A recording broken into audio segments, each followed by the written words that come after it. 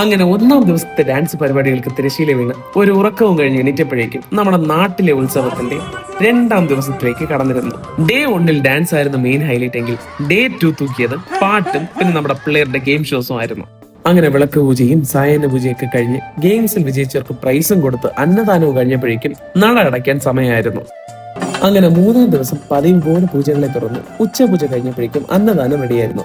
അങ്ങനെ ഭക്തജനങ്ങളൊക്കെ ചൂട് വെയിലത്ത് അന്നദാനവും കഴിഞ്ഞ് കാത്തിരുന്നത് ഡേ 3യുടെ മെയിൻ ഹൈലൈറ്റ് ആയ ഘോഷയാത്രയ്ക്ക് വേണ്ടിയായിരുന്നു. അങ്ങനെ ഒരുക്കങ്ങളൊക്കെ ഭംഗിയായി സെറ്റ് ചെയ്ത് ചെണ്ടമേളത്തിന്റെ ആരവത്തിൽ ഉത്സവത്തിന്റെ ഘോഷയാത്ര അങ്ങ് തുടങ്ങുമ്പോൾ വൈബ് ലെവൽ എന്നൊക്കെ പറഞ്ഞ എന്റെ മോനെ അങ്ങേയറ്റത്തിന്റെ പീക്കിലായിരുന്നു അതൊക്കെ. അതിപ്പോ ടിവിയും ക്രിക്കറ്റുമാണ് എൻജോയ്മെന്റ് എന്ന് ധരിച്ചിരുന്ന ആ ഒരു കുട്ടിക്കാലം മുതൽ നമ്മുടെയൊക്കെ ഈ ഒരു പ്രായം വരെ കാലം അത് എത്ര തന്നെ മാറിയാലും വയസ്സ് അത് എത്ര തന്നെ കൂടിയാലും നാട്ടിലെ അമ്പലത്തിൽ ഉത്സവമാണെങ്കിൽ വൈബ് അത് അന്നും ഇന്നും എന്നും സെയിം ആണ്. ഇനി വരും ദിവസങ്ങളിലൊക്കെ ഇനിയും ഒരുപാട് വിശേഷങ്ങളൊക്കെ പറയാനുണ്ട്. So until then it is bye from team colour പടം. പിന്നെ പ്ലീസ് ഫോളോ ചെയ്യാൻ മറക്കല്ലേ.